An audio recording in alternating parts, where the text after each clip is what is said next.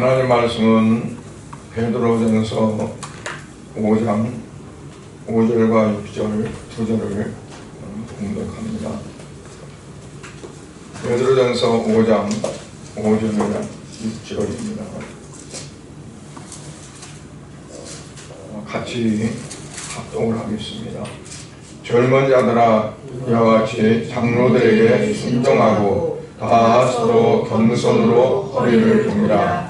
하나님은 교만한 자를 대적하시되 겸손한 자들에게는 은혜를 주시느니라. 그러므로 하나님의 능하신 손 아래에서 겸손하라. 때가 이르면 너희를 높이 지리라. 아멘. 잠깐 기도하겠습니다.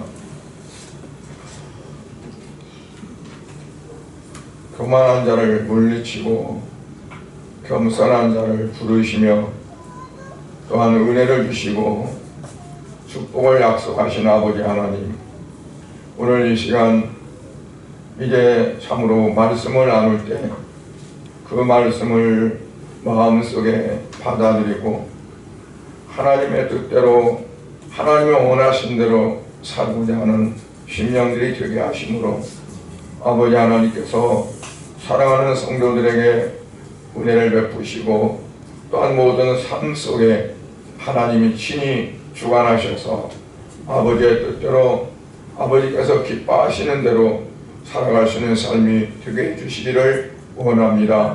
이 시간도 우리의 마음이 주를 향해 온전하게 열려지게 해주시고 아버지의 말씀을 이제 참으로 우리의 영의 양식으로 잘 받아서 우리가 이 땅에 살아갈 때 참으로 어려움, 힘든 상황 어떤 가운데서도 말씀을 의지하며 살아갈 수 있는 담대한 믿음들을 허락하여 주옵소서.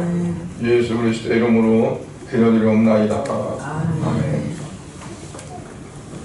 오늘 본문 5절에 보면 다 서로 겸손으로 허리를 돕니다 이렇게 말씀했고, 하나님은 어떤 자를 대적한다고 했냐면 교만한 자를 대적하시고 그리고 겸손한 자들에게는 반면에 은혜를 주신다고 말씀했습니다.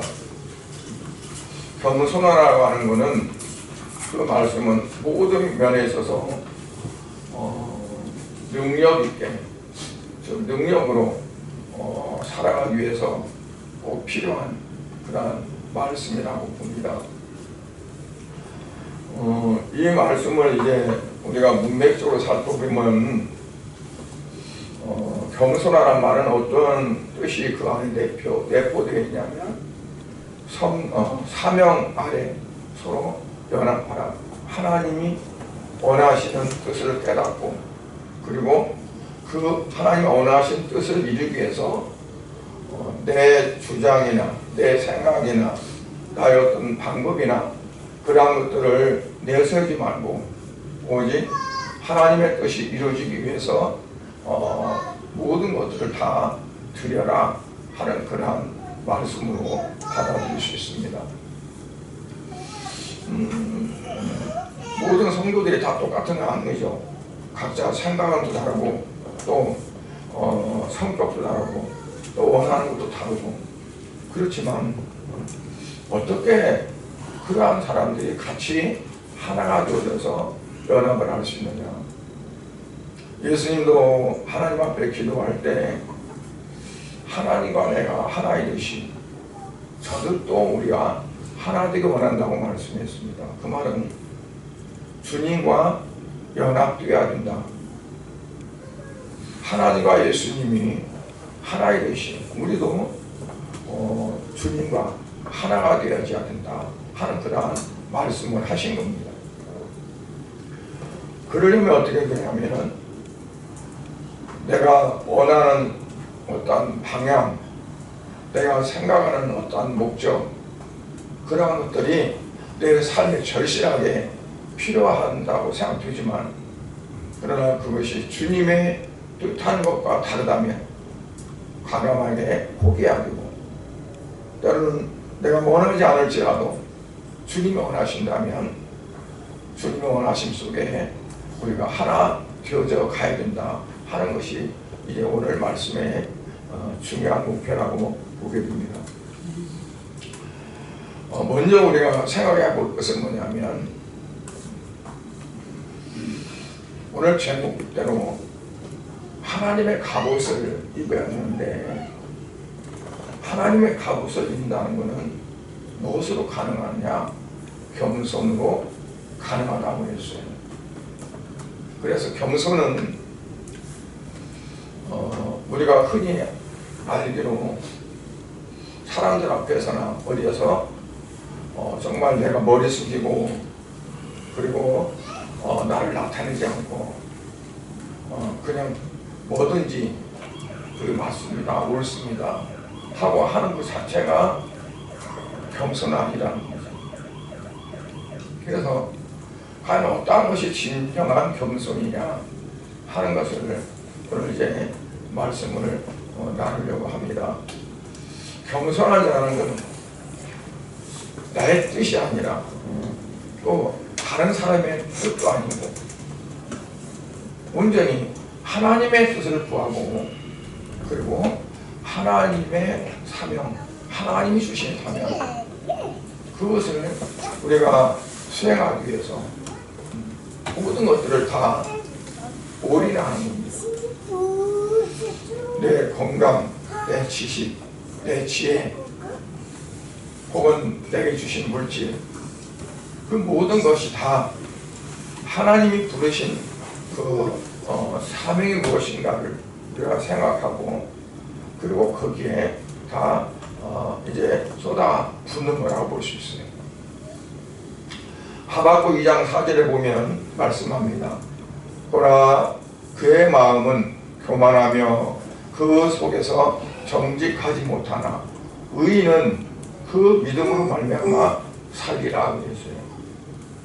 여기서 보면 교만과 그의 믿음은 정반대전입니다.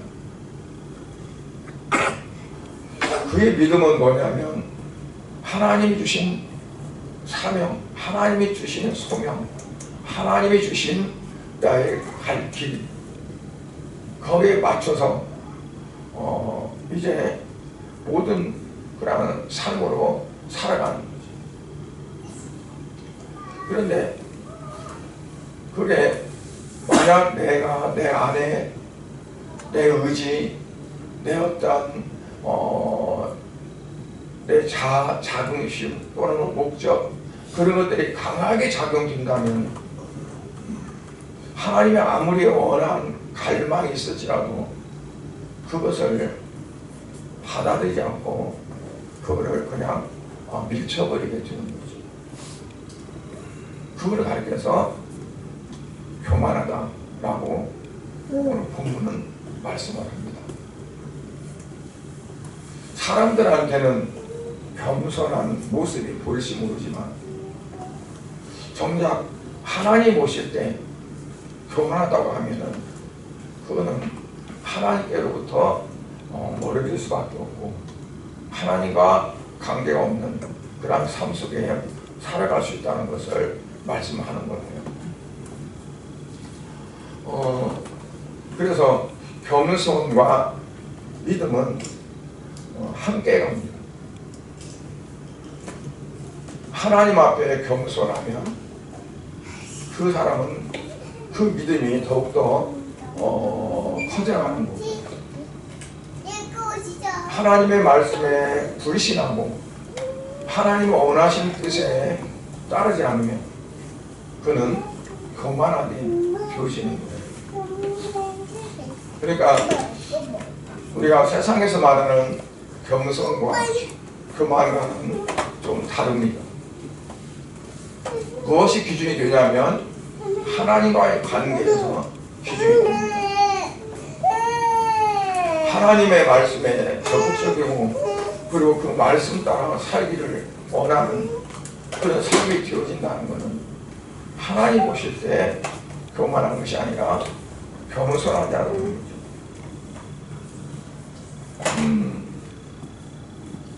민수기 13장 2절에 보면 사람을 보내어 내가 이스라엘 자손에게 주는 가나안 땅을 정탐하게 하되 그들의 조상의 각 가문의 각 지파 중에서 한 명씩 지휘관 병자를 보내라 했어요. 뭘 보내냐면 가나안 땅을 하나님이 그들에게 주신다고 약속했는데 그 땅이 과연 어떤 땅인지, 어떤 사람들이 살고 있는지 너희들이 가서 한번 보라는 거예요. 그래서 12지파이기 때문에 한 지파에 한 명씩 해서 12사람을 이제 보냈습니다. 그리고 그들이 40일을 이제 그 가나안 땅에 이곳저곳 다니면서 보게 되고, 그리고 그들이 이제 돌아왔어요. 그런데 다녀온 뒤에 그들의 본 관점과 그들의 보고 온 그 생각들이 다 같지를 않았습니다.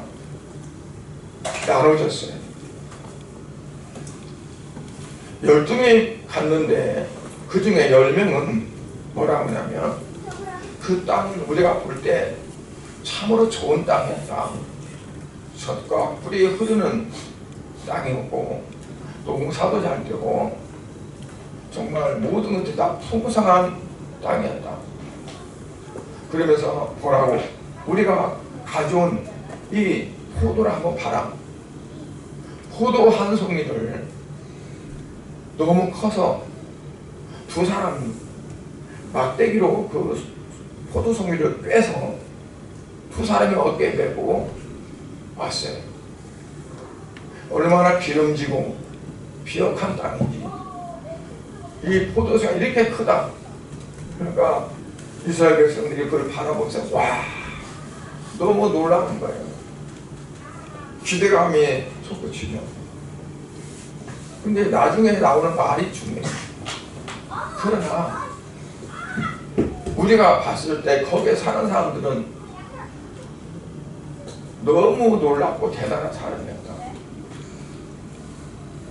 아낙 자손들이 살고 있는데 그들은 부척 장신이었고 체격도 얼마나 크고 용감하게 생겼는지 우리는 거기다 비교하니까 메뚜기와 같다. 우리는 볼 때 도저히 그 땅에 우리가 갈 수가 없다. 그들은 전쟁에 능한 사람들이고 전사들인데 우리는 훈련을 받은 것이 있느냐 아니면 싸워본 일이 있느냐. 우리가 갔다가는 다 전멸하고 말 거다. 그러니 아무리 그 땅이 좋을지라도 우리는 갈 수가 없다 라고 10명이 입을 맞춰서 말했어요. 그런데 2명은 달랐습니다. 뭐라고 하면 아니다. 그 땅은 하나님 이미 우리에게 허락하신 땅이다. 우리가 볼 때에는 우리가 능히 가서 이길 수 있다. 그들은 아무것도 아니다. 그들은 우리의 먹이 땅이다. 그냥 가서 우리가 마치 이삭 죽듯이 죽으면 되는 거야. 미리 두려워해서 떤다는 것은 하나님을 못 믿는 거다. 그들이 그렇게 2명이 말했어요.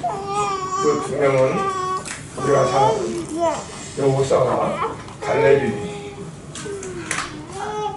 이스라엘 백성들은 어땠을까요?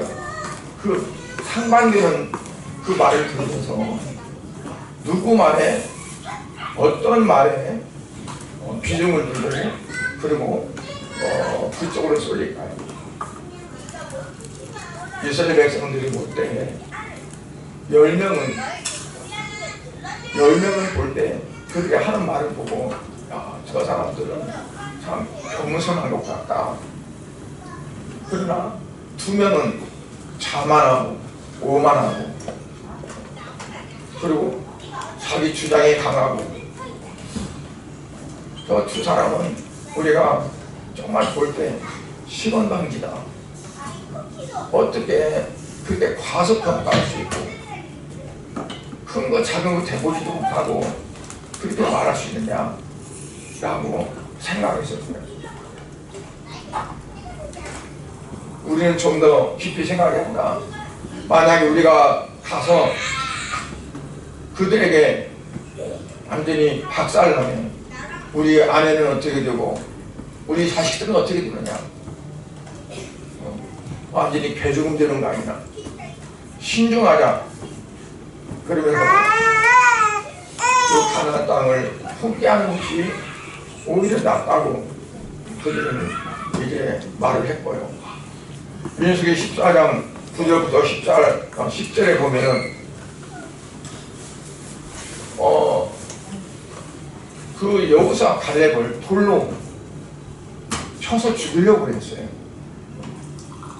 어떻게 이런 놈들이 있을 수 있느냐 그러면서. 그렇다면 하나님은 어떻게 봤을까요? 이스라엘 백성들은 10명의 그 말에 동의를 했습니다.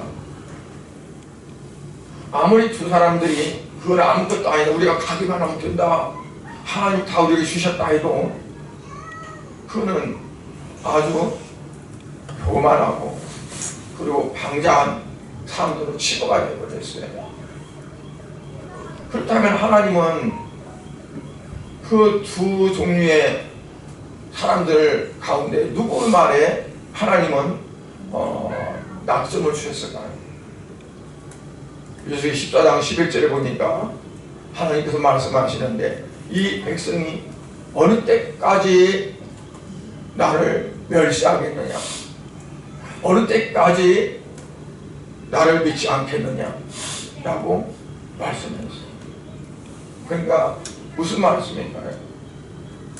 이들이 나를 믿지 못하고 내 말에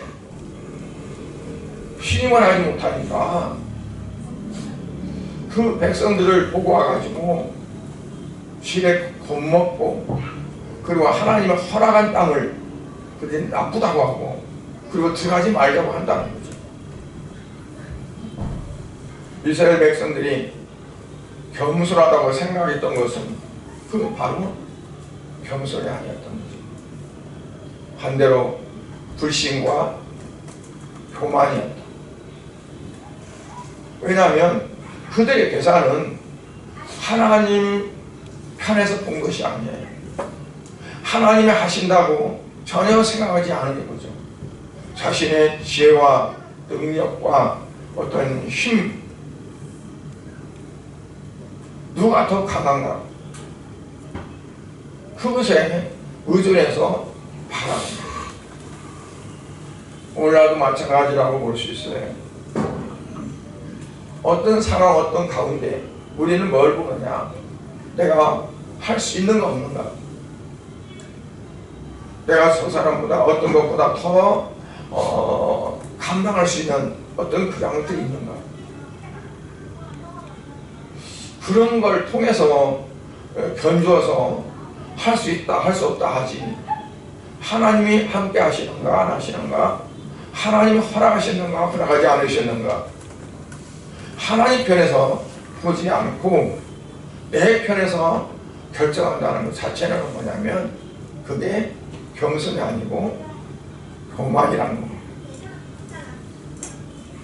에레미야서 17장 5절과 7절의 말씀을 보면 여호와께서 이와 같이 말씀하시니라. 무릇 사람을 믿으며 육신으로 그의 힘을 삼고 마음이 여호와께서 떠난 그 사람은 저주를 받을 것이니라. 그런가 하면 7절에는 그러나 무릇 여호와를 의지하며 여호와를 의뢰하는 그 사람은 복을 받을 것이라. 어떤 사람은 저주를 받고 어떤 사람은 복을 받느냐, 육신으로 그의 힘을 삼는 자 그는 저주를 받을 것이다. 그러나 하나님 여호와를 의뢰하는 그 사람은 복을 받을 것이라 하고 있어요. 내가 의지하는 게 뭔가, 내가 할 수 있는 것, 할 수 없는 것, 내 능력, 내 자력, 내 재력, 내 지력, 내 체력, 나의 힘, 그걸 가지고 기준을 삼느냐? 아니면 나는 부족하지만, 나는 할 수 없지만 나와 함께 하시는 하나님이 계시고 그 하나님이 하신다고 하는 믿음을 갖고 하느냐 하는 것이 중요하다는 겁니다. 여기 정탐꾼 10명은 어땠어요? 자신의 힘의 근거로 생각했어요. 자기들의 백성들이 저들을 도저히 감당할 수 없다. 하나님이 도우신다는 건 전혀 빠져 있습니다. 홍해를 가르시고 건너게 하신 하나님, 그 생각 속에 없습니다. 지금까지 우리를 지키시고 인도하신 하나님, 애굽의 바로를 무릎 꿇게 하시고, 근데 입만 벌리면 애굽의 백성들이 다 주면서 빨리 나가라고 해서 그들이 애굽에서부터 나왔던 어떤 그런 모든 것들, 그거 다 옛날 얘기고 그거는 지나간 얘기고 그냥 그런 거죠. 근데 갈렙과 여호수아는 어땠어요? 하나님이 얼마나 크신 분인가, 하나님이 얼마나 우리를 사랑하는가, 그렇게 기름진 땅을 하나님이 예비하셨구나. 그러면서 그냥 들어가기만 하면 하나님이 다 하실 거다고 하는 그런 믿음을 가지고 있었고, 그래서 하나님은 그들을 기뻐하신 거죠. 그래서 갈렙과 여호수아는 결국 복을 받게 되는 거고, 정탐꾼들 10명은 어때요? 하나님을 불신했기 때문에 그들은 저주를 받고 그 사막에서, 광야에서 결국 죽게 됩니다. 그래서 우리가 믿음을 가지려면 뭐가 필요하냐? 진정한 겸손이 필요합니다. 왜냐하면 겸손할 때 우리가 뭘 바라보냐면 내 할 수 있는 능력, 내가 가지고 있는 어떤 것, 그것들 보는 것이 아니라 하나님의 능력, 하나님 주신 은혜를 의지하게 되기 때문에 우리가 하나님 앞에 겸손한 그러한 삶이 되어야 된다는 것을 볼 수 있습니다. 그들의 잘못이 뭐냐면 바로 교만과 불신입니다. 네. 하나님을 믿지 않고 불신하게 되면 또한 그들이 교만하게 되는 거고, 또한 자기 자신들을 바라보고 교만하게 되어지면 또 하나님의 말씀을 믿을 수가 없는 거고, 그래서 교만과 불신도 때나 참 쌍이 되어지는 겁니다. 그래서 베드로서 5장 5절 6절 오늘의 말씀 보면 겸손으로 허리를 동이라 그랬어요. 하나님의 능하신 손 아래에서 겸손하라. 성경에서요, 하나님의 손은 어떠냐면 항상 하나님의 능력을 나타내고 있고, 그리고 하나님의 권세 또 힘, 이러한 것을 나타냅니다. 그래서 겸손을 가리켜서 다른 말로 어떻게 말할 수 있냐면 하나님의 갑옷이다라고 말할 수 있습니다. 갑옷을 입으면 전쟁에서 자기를 보호할 수 있고 승리할 수 있는 그런 사세가 됩니다. 에베소서에 보면 그래서 영적으로도 우리에게 전신갑주를 입으라고 말씀을 했습니다. 두 번째는 뭐냐면 거짓된 겸손이 있어요. 거기에 휘둘리면 안 된다는 거죠. 사람들은 겸손을 정말 소심하고 줏대가 없고 자기는 정말 미약한 존재고 나는 할 수 없고 하는 것으로 치부하는 것을 겸손이라고 오해할 수 있습니다. 그러나 성경에서 말하는 겸손은 사람 앞에 그런 것을 말하는 것이 아니라 하나님 앞에서 나를 부인하는 겁니다. 하나님 앞에서 내 능력이, 내 어떤 것들이 내려놓아지는 겁니다. 그리고 온전히 하나님의 어떠하심이, 하나님의 강하고 하나님의 담대하심이 나에게 적용되어져서 나는 비록 약하지만, 나는 비록 할 수 없지만 하나님이 나와 함께 하시니 할 수 있다고 하는 그러한 마음과 믿음을 갖는 것이, 그게 겸손이라고 볼 수 있어요.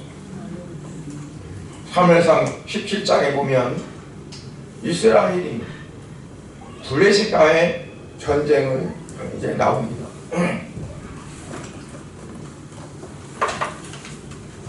블레셋이 쳐들어왔어요. 그래서 이스라엘이 군사를 일으켜서 서로 맞서서 이제 진을 치고 있습니다. 그런데 블레셋에 대표하는 장수가 나왔는데, 그게 바로 골리앗이라고 합니다. 키가 크고 그리고 힘이 세고 싸움을 잘하고, 그가 입은 갑옷은 5,000세겔이라고 그랬어요. 1세겔이 11.4g 정도입니다. 그러면 5,000세겔이면 내가 계산해 보니까 55.7kg 정도더라고요. 55kg 정도 갑옷 자체가, 입는 갑옷만. 또 노스어진 창이 있고요. 그러한 것들을 다 따지면 이 사람이 움직이는데 필요한 것들이 이게 거의 70kg. 그걸 이기고 싸울 정도로 힘이 센 장수예요. 그가 나와서 하는 말이 뭐라고 하면, 다 싸울 필요 없이 우리 블레셋에는 내가 대표로 나갈 테니까 너희 이스라엘에서 대표할 만한 사람 나와라. 둘이 싸워서 내가 만약 패서 죽으면 너네가 승리하는 거고, 너희 대표가 죽으면 우리가 승리하고 너희는 항복하는 거다. 그러니 너희를 대신할 사람이 나와서 나와 겨루자. 그런데 당시에 이스라엘에 이사라는 사람이 있었는데, 이사가 아들이 8명이 있었는데, 큰아들, 둘째 아들, 셋째 아들, 엘리압, 아미나답, 또 삼바, 이 세 사람은 군대에 나와 있어요. 군인은.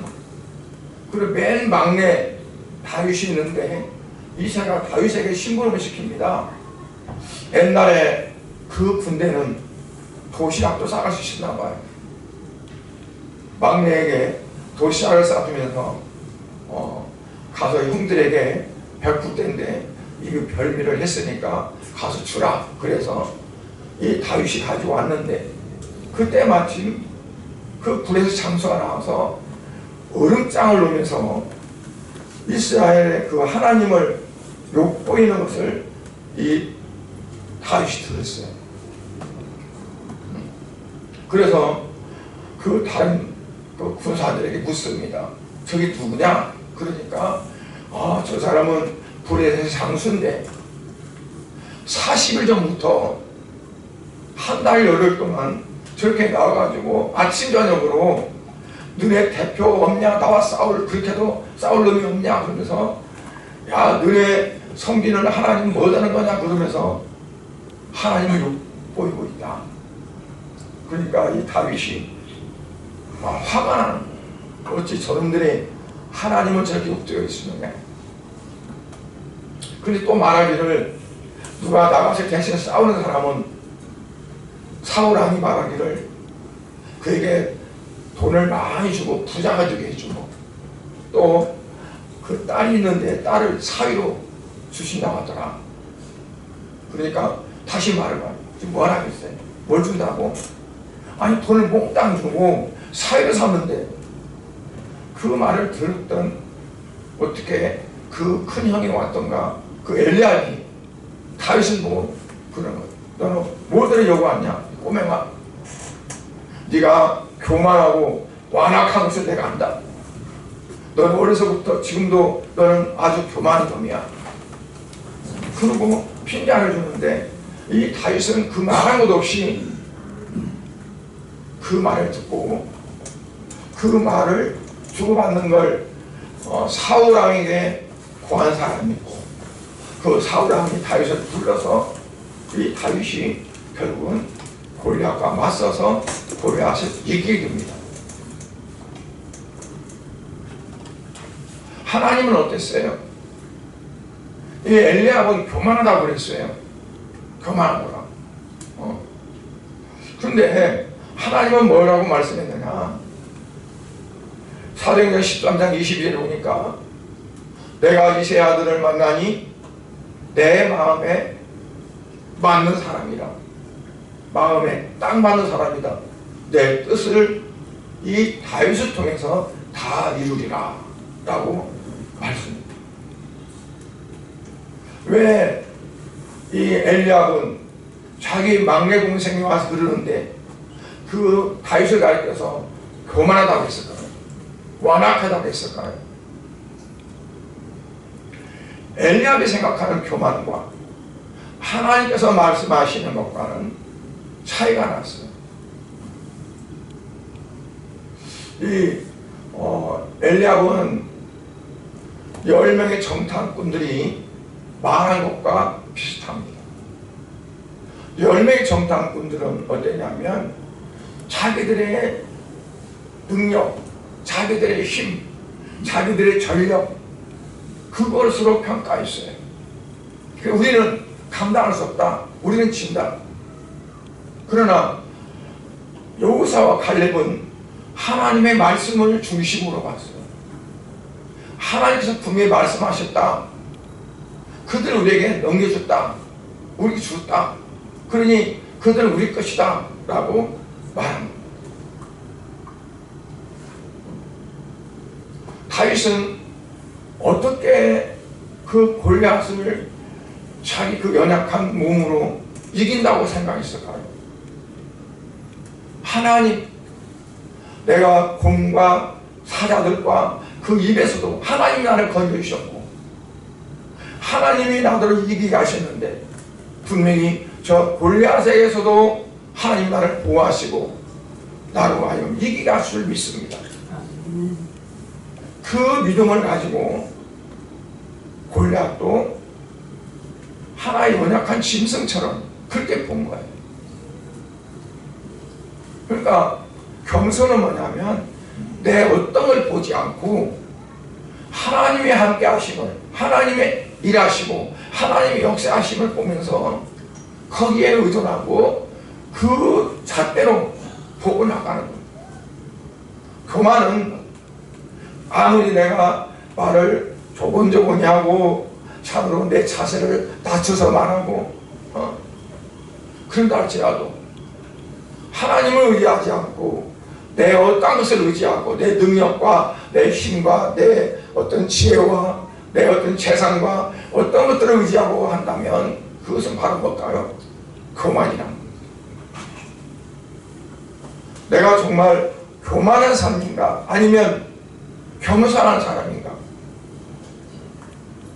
다윗과 또 그 형과 또 여호수아 갈렙과 10명의 정탐꾼과 두 부류에 그걸 놓고 나는 어디에 속하는가? 나는 비록 다른 사람이 볼 때는 연약하고 할 수 없다고 생각되지만 나는 분명히 내 안에 계신 하나님이 계시고 내 안에 성령님이 역사하시니까 나는 분명히 할 수 있다라고 하는 믿음을 갖고 나간다면 다른 사람이 볼 때는 교만한 것, 지가 뭐 잘났다고 핀잔을 주고 욕을 할지 모르지만 하나님 오실 때는 너 내 마음에 꼭 맞는 자다.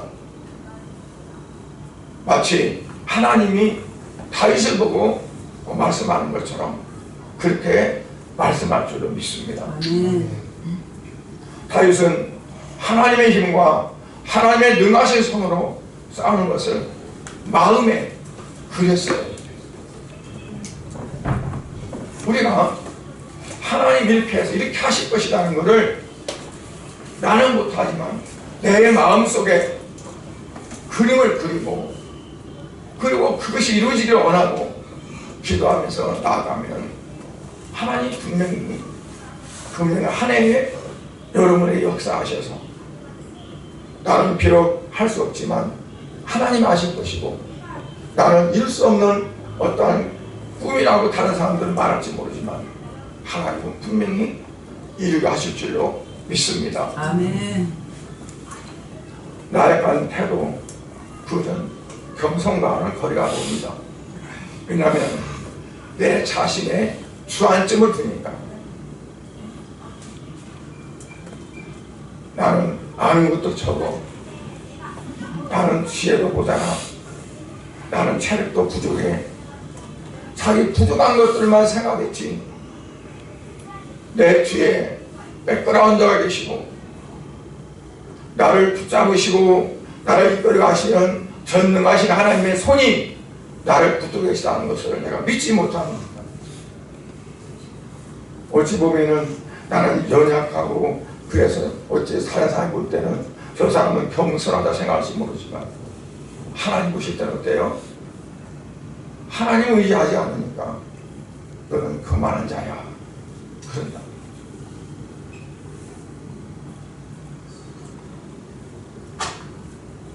옛날에 어떤 교회에 제가 이제 집사하고 신앙생활을 할 때 그 교회 재정도 보고 열심히 하는 집사님이 있어서, 남자 집사님. 얼마나 겸손한지 몰라요. 그렇게 겸손하고 봤어요. 교회에서도 인사하고 한 손으로 악수하는 법이 없고 두 손으로 악수하고 막 그랬어요. 그래서 저는 그분이 정말 겸손하다고 봤어요. 제가 그 교회에 이제 시골에 살다가 그 교회 간 지가 얼마 안 됐어요. 근데 몇 년 지났어요. 그런데 그 교회에 문제가 생겼어요. 목사님과 장로님과 이게 사이가 안 좋아가지고 그 장로님을 유시해서 젊은 층 세력들이 이 목사님을 밀어내려고 낙엽을 하고 막 그랬어요. 근데 거기에 중심에 선 사람이 그 집사님이었어요. 장로님, 집사님 거의 한 20-30명이 그랬어요. 저는 그걸 맞서가지고 저하고 두 사람이 그랬는데, 그 사람은 꼭 나한테 말을 해요. 그러니까 내가 나서서 재직할 때도 그렇고. 제가 그때 그렇게 겸손하다고 생각했던 사람이 언제가 완전히 돌변해가지고 그러더라고요. 그때 그 겸손은 가짜 겸손이구나. 진짜 겸손한 것은 뭐냐면 하나님의 원하신 뜻이 뭔지, 사람들 간에 어떠한 그런 것이 아니라 하나님이 원하시고 기뻐하는 것, 나를 통해서 하나님은 뭘 하기로 원하시는가. 그래서 자기 감정이나 자기 어떤 거 다 내려놓고 하나님 원하시는 쪽을 찾아서 나가는 것이, 그 자체가 겸손한 거지. 그렇지 않으면 다 거짓이라고.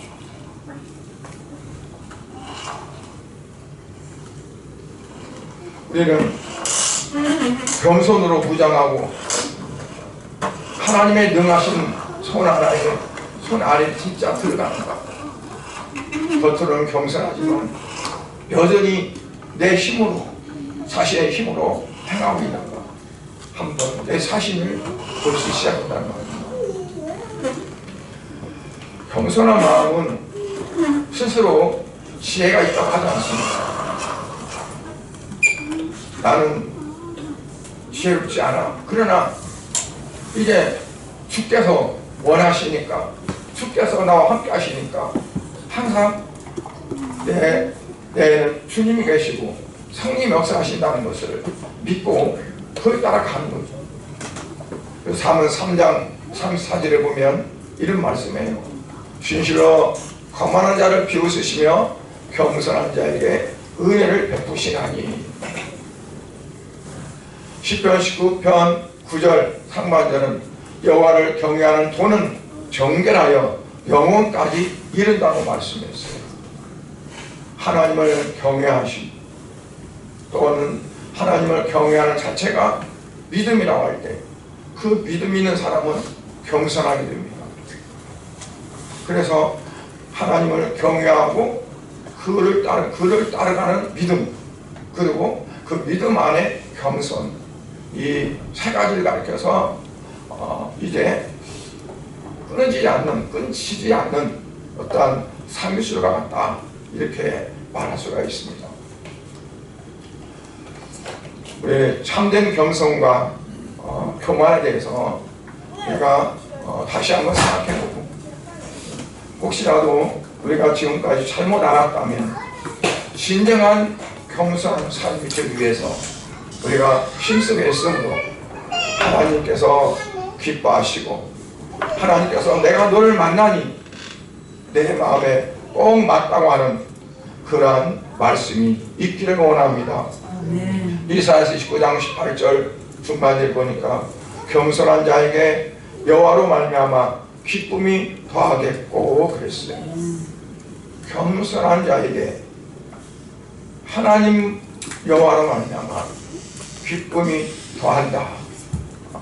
그래서 오늘 베드로서 5장 5절 말씀을 한번 읽고 말씀 마치겠습니다. 젊은 자들아, 이와 같이 장로들에게 순종하고 다 서로 겸손으로 허리를 동이라. 하나님은 교만한 자를 대적하시되 겸손한 자들에게는 은혜를 주시느니라. 그러므로 하나님의 능하신 손 아래에서 겸손하라. 때가 되면 너희를 높이시리라. 아멘. 하나님 아버지, 은혜를 감사드립니다. 오늘 말씀 가운데에서 어떻게 하는 것이 진정한 겸손한 자인지, 교만한 것은 어떤 것인지를 살펴봤습니다. 아버지, 사랑하는 우리 모든 성도들이 진정한 겸손한 자가 되어지고 하나님께 인정을 받는 성도들이 되어져서 마지막 때에 하나님께로부터 상급을 받고 하나님께 칭찬을 듣는 성도들이 다 될 수 있도록 복을 내려 주시옵소서. 예수 그리스도의 이름으로 기도드리옵나이다. 아멘.